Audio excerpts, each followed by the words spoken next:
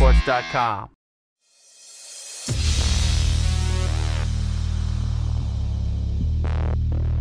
All right, welcome into our latest Hoopcast. Kevin Brockway, the Gainesville Sun, Pat Dooley, the Gainesville Sun. Florida with a nice week last week, Kevin. They go 2-0. You were fortunate enough to be in Tuscaloosa to watch that game. Those of us who had to watch it on television will never be the same.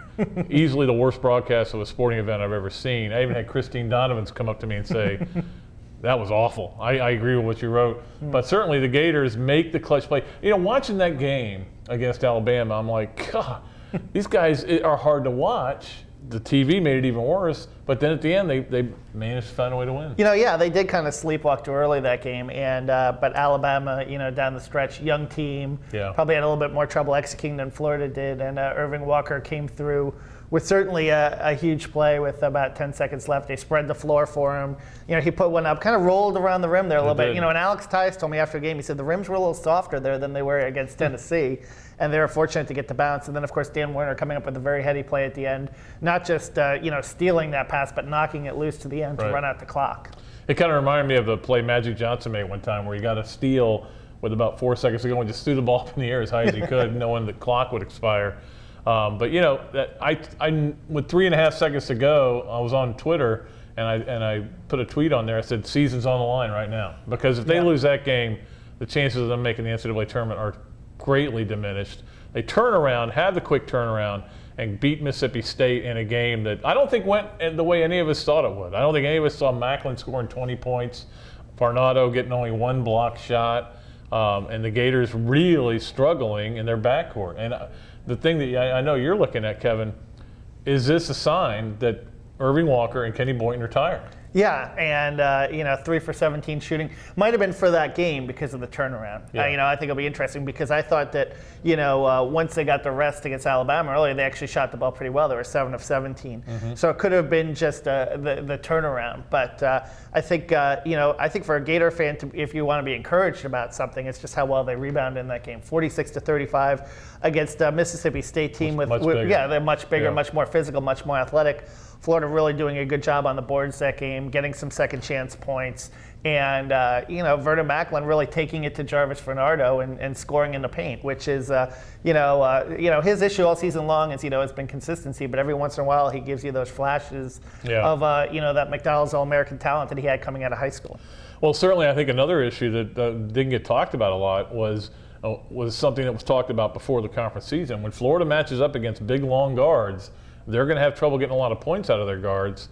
I think it wasn't talked about a lot after the game because they got good looks. It wasn't a matter of so much of Mississippi State's length with Rayburn Johnson and D. Boss in there as much as it was just they missed open shots. So we'll see how they respond and how the matchup is good for this game Wednesday night against South Carolina in terms of defensively.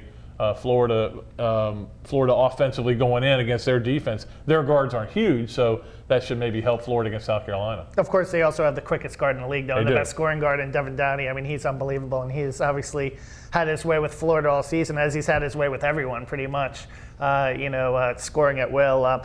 You know, had a little bit of a down game against Tennessee, particularly early. And, didn't look interested in that game for some reason. I don't know what his deal was in that game. But, you know, it's really hard to carry a team on your shoulders all season long. And, you know, Sam Muldrow is giving him a little bit more of a presence in terms of a shot blocker inside. But this is still a team, South Carolina. They're still the worst rebounding team in the SEC. You know, I expect Florida, you know, if they're aggressive, to crash the offensive glass. I think what's really helped their rebounding, too, is Chandler Parsons' size at their three position. Being a 6'9" guy, he usually has a good matchup against who he's facing. And he's a guy that really is very strong on the offensive rebounds. Well, at 3, he's a 1 half the time out there. He's been playing the point so much. But, you know, the thing for Florida is this is a game that certainly is winnable. They should win. They can lose, as we've seen all year. They can lose to anybody just about in the SEC, anybody except LSU, which, by the way, they're going to do it. I am calling it right now. They're going 0-16. First team ever to go 0-16 in the league. I'm calling that for LSU. I think they don't rally and beat Auburn. That might be the one game that they Auburn is it on the road, though? Yeah. You don't go into Auburn and win. Beard Eves, this is the last year there, so you know. Well, it'll be about 5,000 fans there. No, I don't think they do. I don't think they're good enough to win. But anyway, I digress. There's certainly for Florida, you need to get this win. I mean, and we've been saying this all year. It'd be great if you could have another perfect week. Beat. We'll talk about the Xavier game later on our next Swampcast. But win these 2 games. I mean, right now, let's talk about it. Lenardi and Jerry Palm both have Florida as a 7 seed in Jacksonville. I'm not so sure. It depends on how you look at it in terms of Jacksonville. You sell tickets if you put Florida in there, but is it fair to give a 7 seed basically home court advantage? Against a 2 seed, yeah, that's what would happen. And, I've seen some other projections about them going to Providence, because of Billy D, them going to Buffalo, perhaps, you know what I mean, which would be like, stop. 20 or 30 degrees there. New Orleans wouldn't be bad, New Orleans, I'm in favor of Spokane. I like Spokane. But it still is a little premature at this point. They're gonna have to win some games here on out. They're gonna have to close. I mean, this is a team that the previous 2 years started 18-3 against probably weaker non-conference schedules. But, this is still a team that's going to have to grind some games out. This is probably, of the last 3 years, probably their least talented team, their most experienced, though. And I think that experience is starting to come through. I think they're in better shape than they've been, too, because their schedule it was so backloaded the last 2 years. There's still some backloading on it. Obviously, you got a home game against Vandy. You got Tennessee at home and at Kentucky. But it's not terrible. I mean, you've got, certainly with Auburn, with Georgia, you've got winnable games there. You got to go to Ole Miss, which is a good team.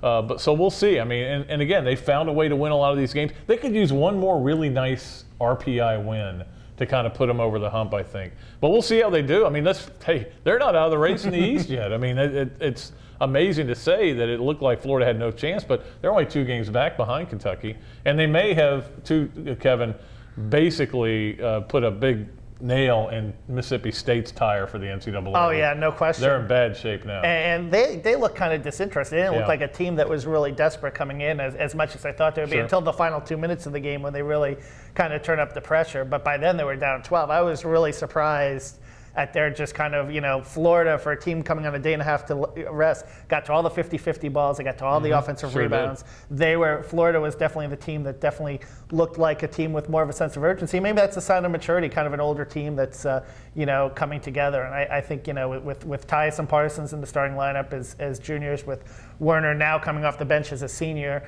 I think you're starting to see that show a little bit in games. And Irving Walker being a sophomore having a year of starting experience. Well, we'll see how they do this week and certainly how they do Wednesday night. Big game for Florida. They're all big when you're in this position that they're in. And then we'll come back to you and talk about that game and as well as previewing the game against Xavier. Another good, solid. They're in the A-10, right? Yeah. And Florida, what, 0-1 against the A-10? Richmond, Richmond got them in Miami, yeah. So we'll talk about that game as well when we have our next Hoopscast. Kevin's heading to lovely Columbia, South Carolina. Yeah, the Vista. It should be fun. It should be a good time. And I'm not. I'm going to stay back here and man the fort. Actually, oh, never mind. You don't care what I'm doing. All right, we'll be back next time with our next Hoopscast. Kevin Brockway, Pat Dooley, the Gainesville Sun saying so long from the Sunshine State.